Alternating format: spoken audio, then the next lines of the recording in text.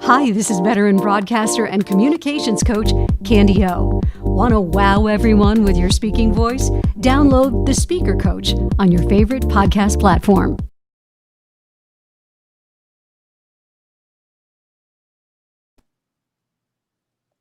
Welcome to Live with Lisa. I am Stacey Wells. I'll be hosting today for Entertainment Friday. You missed the entertainment for the past 15 minutes of us trying to get audio to work, which is just the sign of the times. But welcome to Live with Lisa. I'm hosting once again. Next week, we start a limited schedule on Tuesday. So please check out the YouTube link under upcoming live streams for those future guests and dates. Also, please subscribe to the YouTube channel. It would do me a lot of good if you would do so. And I think, honestly, in the end, it'll do you a ton of good too.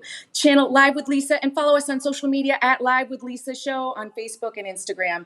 So delighted today. We have on Entertainment Friday, Savannah Keyes. Besides having a really cool name, she has a very interesting backstory, going to Nashville at 13 years old. After an appearance on Ellen, she has done everything from Radio Disney to being on Radio Disney Country and Let the Girls Play. I am so delighted to be with a woman of country music and to hear her sing today. So enough of me sucking the oxygen out of the room. Let's hear her perform live with us. Welcome, Savannah. You're on, Savannah. Yes. How are you? I'm just great. You're looking radiant. I'm probably looking a little haggard. As you know, we were doing that. And so I don't know, how do you handle live performances when audio or technical doesn't go well? Oh my gosh, it's so frustrating. I know how that goes. I was actually just saying right before we got on that I do a live show every week, live from my bathroom floor. And a couple weeks ago, I was so excited because I had a guest on that I've been friends with for a while, and she had just done Songland, and she had won the Songland episode. They're taking her song to country radio with Lady Antebellum, and I was like, oh my gosh, it's gonna be such a big episode.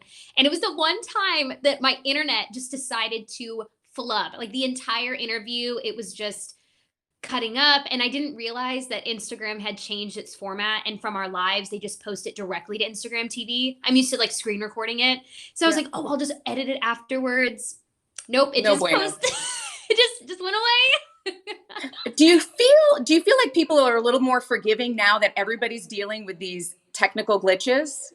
Yeah, I do. I think that they're just happy to have something to tune into that's really positive, something to look forward to on their weeks like we are. And I think it's a little bit more forgiving than definitely doing a live show in person, because with those live shows in person, I feel like you have rehearsals leading up to it. You have people on the ground that can help you figure it out. So at that point, if something goes wrong, it's like, okay, I paid for this.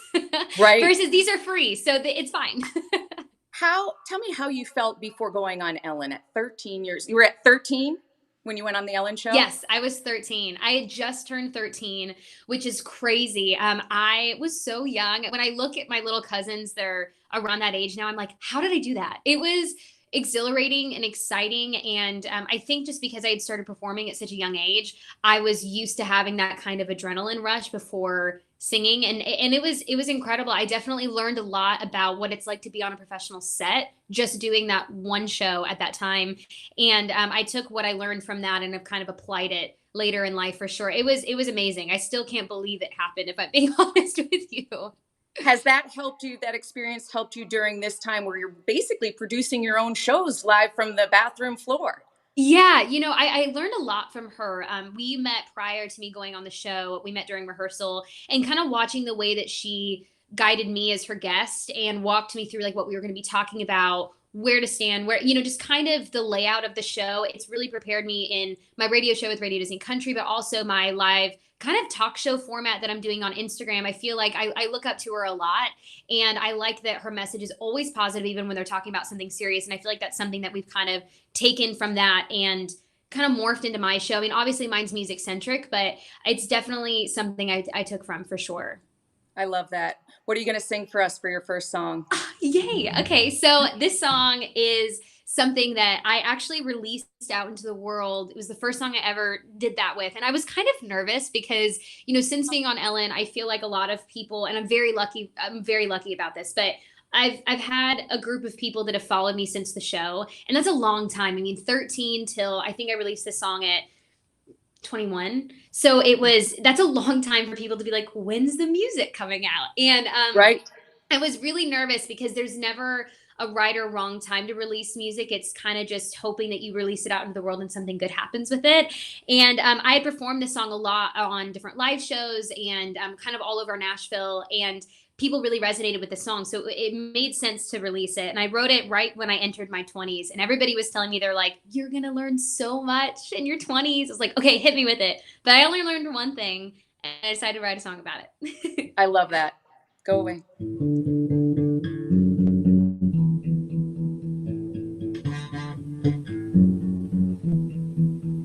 I'm an armchair therapist, self-help evangelist. Tell you how to live your life.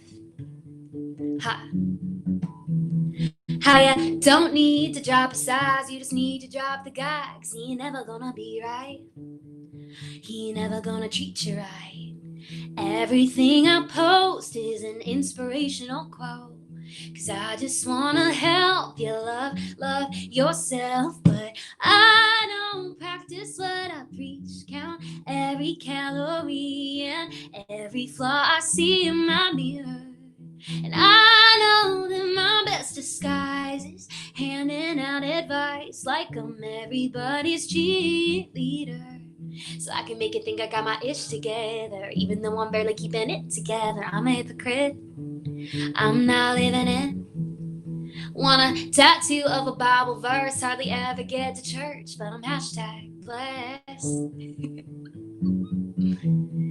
Tell ya, quit caring what people say, who really cares anyways? Well, I'm hoping you're impressed. You impressed yet? I don't practice what I preach. Count every calorie and every flaw I see in my mirror. And I know that my best disguise is handing out advice like I'm everybody's cheerleader. So I can make it think I got my ish together, even though I'm barely keeping it together. I'm a hypocrite. I'm not living it. I'm a hypocrite. I'm not living it. I'm not.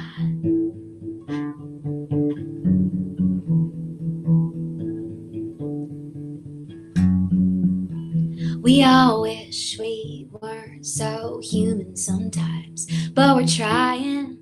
Yeah, we're trying, but we all wish we weren't so human sometimes. But I'm trying. Damn it, I'm trying, but I don't practice what I preach. Count every calorie and every flaw I see in my mirror. And I know that my best disguise is handing out advice like I'm everybody's cheerleader. So I can make it think I got my ish together, even though I'm barely keeping it together. I'm a hypocrite. I'm not living it. I'm a hypocrite. I'm not living it. Yeah, I'm not.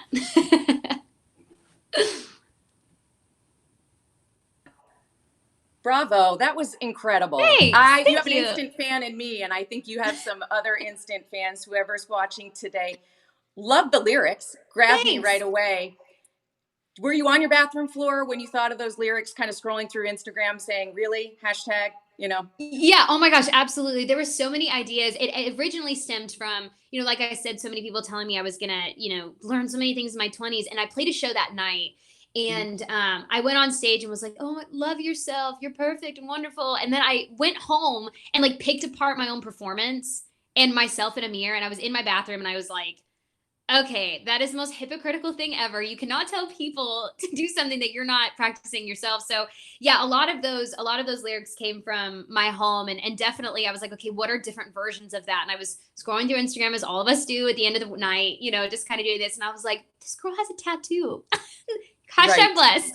This is nuts. Like it was just a bunch of things that I thought were really, really funny. And it ended up being something really relatable. I thought it was just kind of something I was going through, but I guess everybody has kind of faced that. And I think that's a universal truth. It just happens to be a little bit more abundant and transparent because of social media.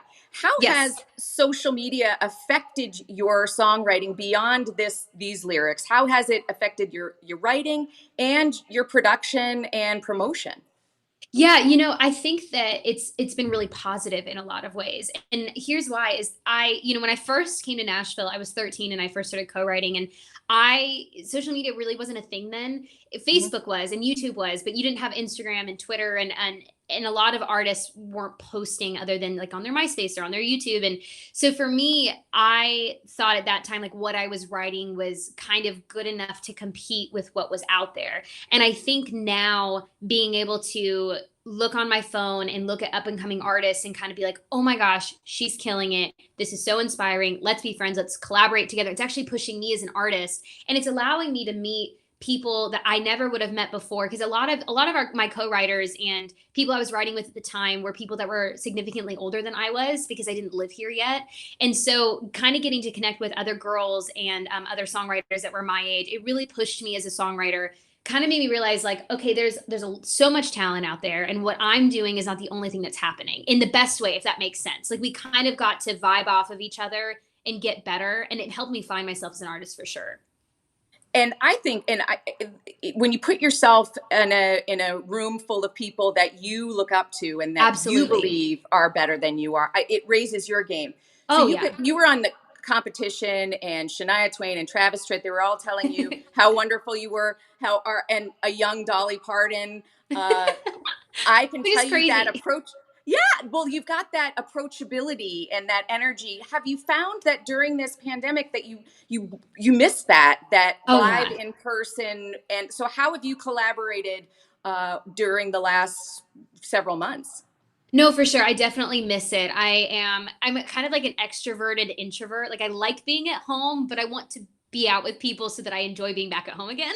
Right. And part of the creative process, I mean, we're all creative here. It's like is being around others and kind of attaching yourself to their energy, and it makes something wonderful happen, right? And so, I've been Zoom writing a lot, which is been great. It's not necessarily the same as being in person in a studio listening to the music, but it is fulfilling something in me, which has been great. My Live from My Bathroom Floor show that I've been doing weekly on Instagram has really, I think, filled a void and actually kind of sparked something new in me that I didn't realize I had a passion for. That's been really fulfilling, just having different artists on that maybe, we've run around in the same circles for a while, but we haven't really gotten a chance to talk about what's going on in our business or like play songs together, just because before we were both touring and there was no really chance for us to get together. So that's been really a positive thing for me. And I think for people tuning in, it's been something that we've both kind of looked forward to doing every week.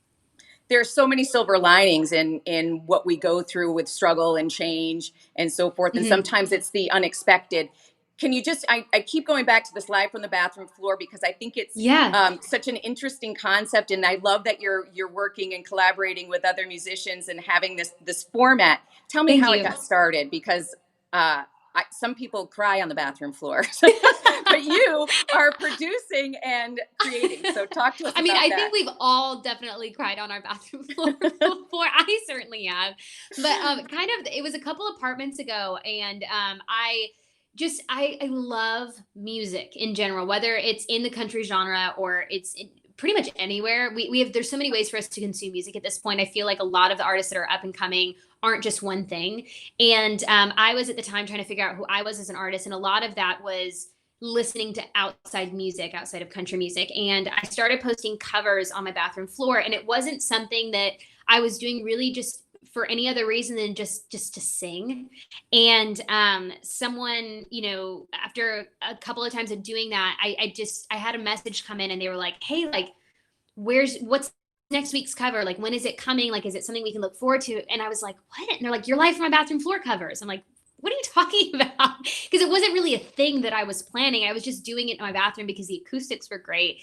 And so I kind of started just anytime that I wrote a song that I really believed in, or, there was a song on the radio that I was like, dang, I really love this. I want to put my own spin on it. I just kind of started posting it from there. And I had the idea to kind of host it as a live show when all of this hit, because, for me as a consumer as well, because I'm a fan of a lot of different artists, hearing them sing is great. I want to hear them sing, but the reason I follow them on social media is to get a look inside their world and to feel like I'm having a conversation with them. And so I figured this was a really great way for me to still be able to kind of have a conversation with people that are on my page while also doing what they're here at the page for, which is singing. Do you know what I'm saying? Absolutely. We all want to connect with the people we like if we don't know them. We want to get to know them. And that's the great part of social media. What are you going to sing next for us? Because I really can't wait to hear you. With that beautiful guitar, by the way. Oh, thank you. It's a Taylor guitar. Shout out to my Taylor guitar fam. They actually gave this to me. I was really lucky.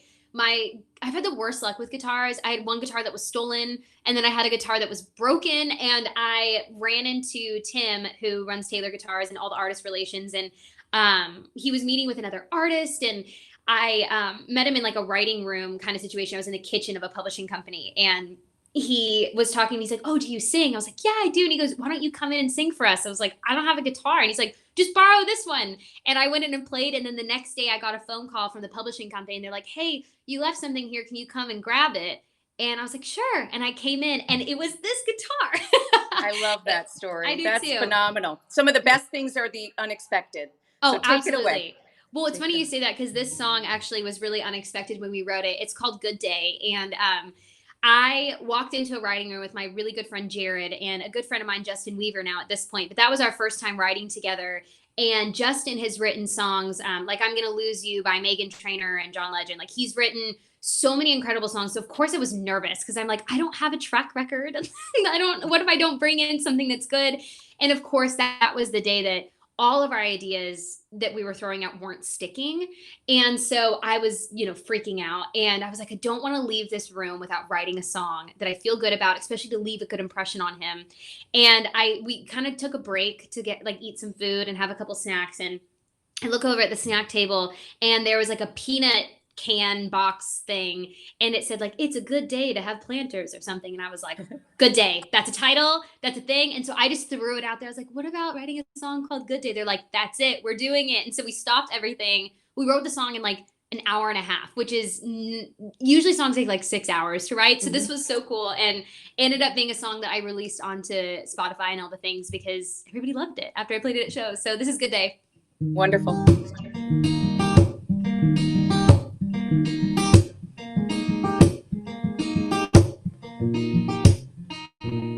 You wake me up in the morning more than my alarm on my phone, and I love the sound of your voice. But don't you know that the noise outside the rain on a Monday? Hey, you hold me tight like my Levi jeans, wrapping me in this driver's seat, driving me up to Tennessee. I can still see the sun through these dollar shades. Yeah, you got this way of turning my heart up to 11. You take me up to heaven when I'm next to you. It's like I went and rolled a gear 7. I'm all in, I'm betting on you. Baby, you're a good day when I need a good day. And every day's a good day, yeah. Baby, you're a good day. And when I'm tripping on little things, overthinking things I can't change, and I'm all up in my head, you grab my hand and I understand I'm okay. Yeah, you got this way of turning my heart up to 11. You take me up to heaven when I'm next to you. It's like I went and rolled a gear 7. I'm all in, I'm betting on. Hey, I'm betting on you. Baby, you're a good day when I need a good day. Every day's a good day, yeah. Baby, you're a good day. Hey.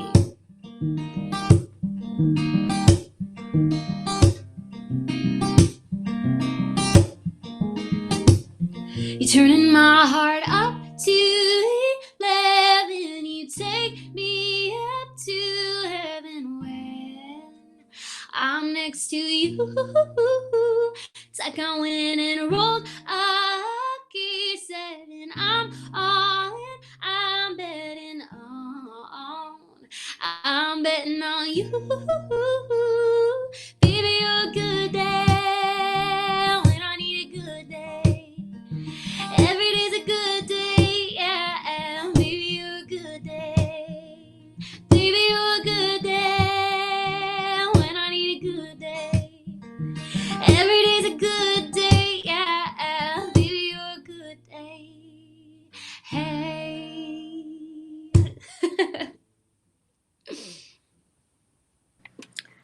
Thank you for making our good day. That was beautiful. Good. I'm so glad. Thanks. Tell me, a lot of times country music stars or singers are labeled, right? We've got the new country. Of course, yeah. And tell me how that affects your songwriting, because that to me didn't sound like a country song. It sounded just like a wonderful song that I would want to have my sunroof open and driving. So tell me about labeling in the country music world, and also what's on your playlist if you want to have a good day.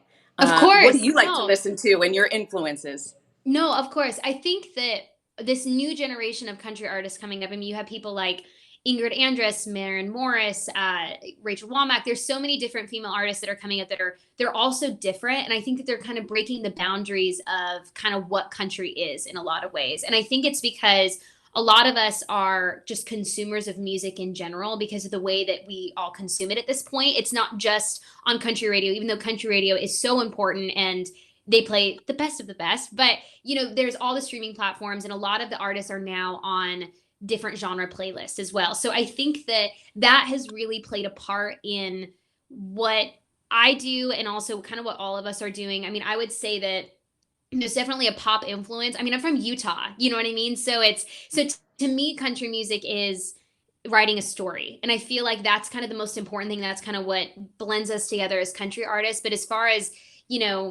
this specific genre, it's kind of muddy right now. And I think it's going to be really interesting to see where that goes in the future. But as far as my playlist goes, my Good Day playlist, oh my gosh, there's so many songs. There is this new song that's out that's a pop song that is called Sunday Best. I don't know if you've heard it yet, but it is the ultimate put your windows down and listen to it. I've been listening to it nonstop, like when I get ready or like I'm in the shower in the morning. But everything from that. I'm also a huge fan of Train, and one of my favorite songs is Drops of Jupiter. I think to me that song is so well written. But I'm also, a really big Miranda Lambert fan, and The House That Built Me is just, it makes me feel like I'm at home even though I'm not, and I'm here in Nashville. So I feel like those 3 songs would be like an all-encompassing, like, this is what Savannah listens to when she wants to have a good day. It's music inspires. Music can bring a mood from sad and to really uplifted, or change it as well in the other way. So I completely get that. And I love that the playlist now, the way we consume things, is introducing us to different kinds of artists. And one of the things I enjoy as a music consumer is some of the collaborations that are bringing different genres together. So who would you want to collaborate with? Oh my gosh, Train. I would want to collaborate with Train so bad. If there was there's this thing called CMT Country Crossroads where they'll take like an artist from one genre and an artist from country, and they'll have them do a show together. I would actually die. I would lose my mind. I don't even know. Like, I think I would just do that the whole time. But, that would be that collaboration. As far as like just writing, I would love to write with Julia Michaels. I think that what she has kind of presented in the pop genre as a whole has been really interesting. And it's very vulnerable and honest. And I feel like that kind of would blend with country music in the sense that country music is honest and we're just writing our everyday stories, right? It's a story. Dream concert collaboration, Train for sure. And dream writing session, Julia Michaels, 100%.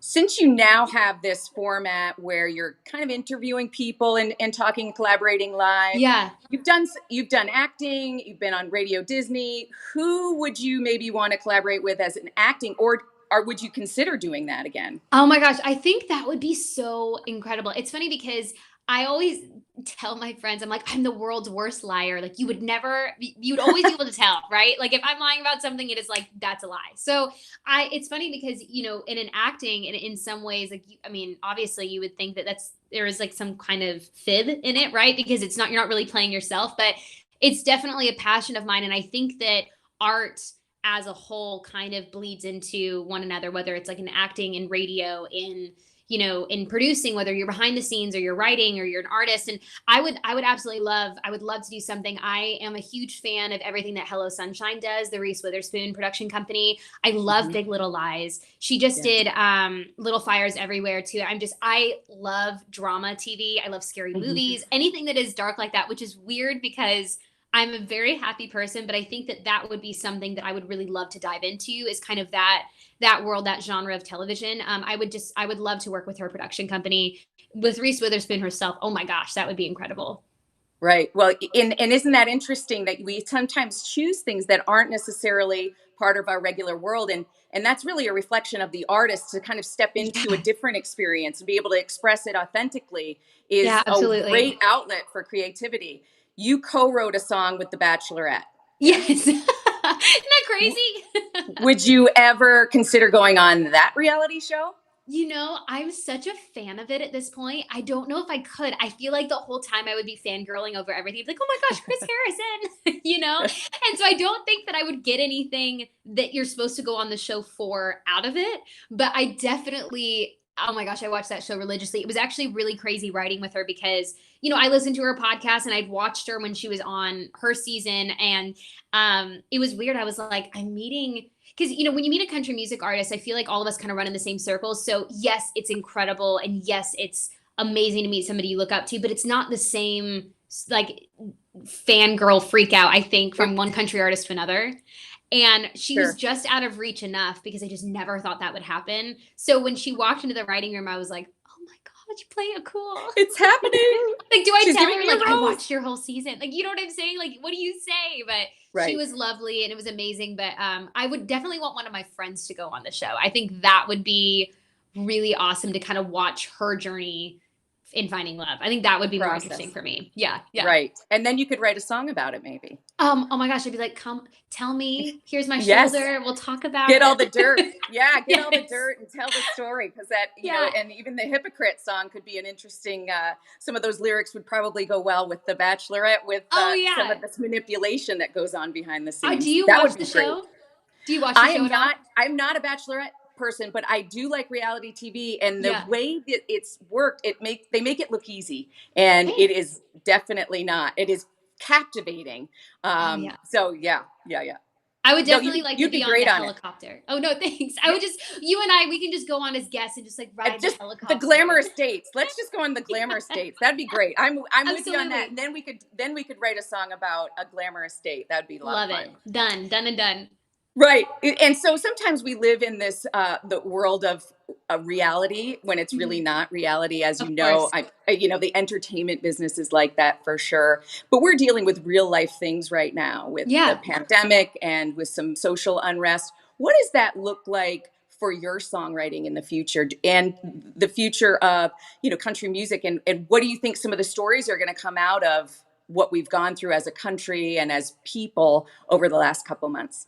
I think that art is something we all turn to when we're upset and when we're mad and when we're sad about something. And so it'll be really powerful and interesting to see over the next couple of months, especially because, the Nashville writing community as a whole hasn't really been able to go back into full force action as far as being in the studios and writing and recording and producing things. So it'll be interesting once that starts. I feel like, as a writer, you're always thinking of ideas and you're always going to be writing things down, but it'll be interesting. There's a country music artist that I adore and am friends with. Her name is Mickey Guyton, and she is absolutely incredible. She's actually already released a song that she wrote years ago that has to do with everything that's going on right now. And she said that she wrote it for herself. She never anticipated ever releasing it. And it's a demo. It's beautiful, by the way. She can sing her butt off. So I don't know why, she could have released it forever ago. But she released that and it's gotten a lot of great positive attention. And I think that she is somebody that is such a beacon of light. And I think that her releasing that is really true and honest for her story. So I'm really excited to see her maybe release more songs in the future. And I'm just excited to see our country music community as a whole get together once all of this is settled down and it's safe and healthy for us to be in the rooms together and see what happens. Because I feel like, like I said, art is so important when things are like this. And I really hope that I can be a small part of that when we're able to do that. Absolutely. Well, you have been for us during today's episode. You are a beacon of light, and I want to thank you for joining us today. And I'm excited too for Nashville to get back at it, for people to be doing what they love, and continuing to give back and show through our art and be able to appreciate it, hopefully in person soon. Yes. And hopefully are we going to be seeing any new music from you or hearing any new music? It's funny because I was actually emailing back and forth this morning when I first got up. I had plans to release something. There was something that we worked on late last year that's really exciting. I can't say more than that, but we were planning on releasing music against that happening. It was supposed to happen in the spring. Obviously, with everything going on, that got pushed back. So I want to release new music. I have the songs ready. Like, I have them all picked out. I know exactly what I want to do with them. It's just at this point waiting for a time where I can actually get in the studio, have musicians come in safely, and for us to record so that we can release something against this project that I had already worked on at the end of last year. So yes and no. If you want to hear new music and things that are going on, I upload demos all the time to my Instagram, as well as I'm playing a lot of new songs right now on my Live from a Bathroom Floor live series, just to kind of get some feedback, because maybe the songs that I like, other people don't. So it's a good kind of way to test that out right now. Well, that's wonderful. Thank you for letting us know about that. Yeah. It'll hold us over. We won't have to wait 7 years this time. It'll hold us over until we can get everybody back to work healthy and safe. And again, you are a ray of sunshine. They were absolutely right. You're a delight. And we look forward to seeing more of you in wherever it takes you. Tell us about this last song you're going to close us out with. Yes. I'm so glad. Thank you for having me on, by the way. I'm so appreciative. Absolutely. I have heard so many great things about this, and I'm just so happy to be a small part of it. And I can't wait. I'm going to be like tuning in as a fan constantly. Good. Well, me too, by the way. And I was so honored that Lisa called on me, and I want to thank her and continue to send our love to her and her family during this time. So we'll hold them close. And in the meantime, you'll lift up our spirits. And thank you. Yeah, I'm fangirling now. Thank you so much. I am excited about this last song. I wrote this actually around the time thinking about releasing a project. I wrote it at the end of last year, and I am so close with my mom. My mom is my best friend in the entire world, and I feel so lucky to have her as my parent. And for a short time when I was growing up, it was just she and I. She was a single mom, and I got really lucky to where she ended up marrying someone who, to me, is my dad. That's who raised me. He taught me how to ride a bike. He was there during my first heartbreak. I mean, that's what a father is. But I've actually never really had a relationship with my biological father, which is honestly the biggest blessing ever, because I don't know what I would be, where I would be without my dad who raised me. So over the years of growing up, I feel like I've learned just more and more just as being mature, you know what I'm saying? And kind of like understanding maybe a little bit more of what she went through. And so I kind of wanted to write this song as the perspective of maybe like little Savannah when all of this was going on, and maybe I didn't quite understand it. And so this song is called Momma Tell Me. Thank you.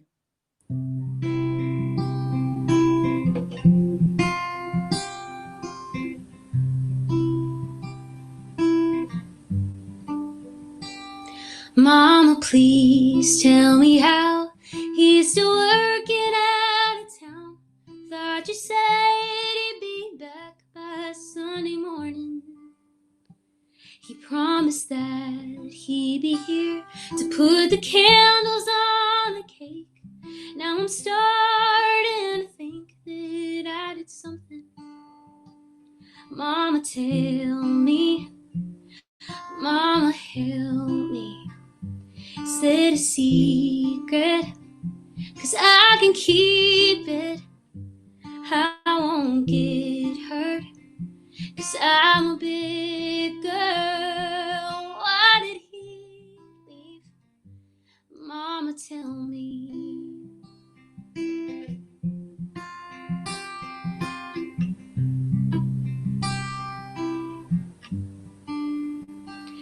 Mama, did he wake up, say that he fell out of love, that you and me weren't enough? Was he a drinker? Did he cheat? Did you lie? Did he even say goodbye? Does he even know I wanna be a singer? Mama, tell me. Mama, help me. Said a secret, 'cause I can keep it. I won't get hurt, 'cause I'm a big girl. Why did he leave? Mama, tell me.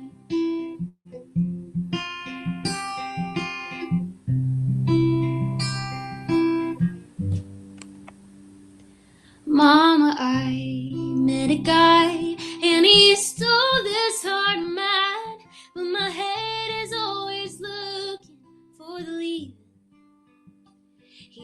reassures me every day that he's mine and here to stay. Why would I push him away? Why won't I believe him? Mama, tell me. Mama, help me. Is there a reason for how I'm feeling? It don't make sense, 'cause he's my best friend. Why would he leave? Mama, tell me. Why would he leave? Mama, tell me.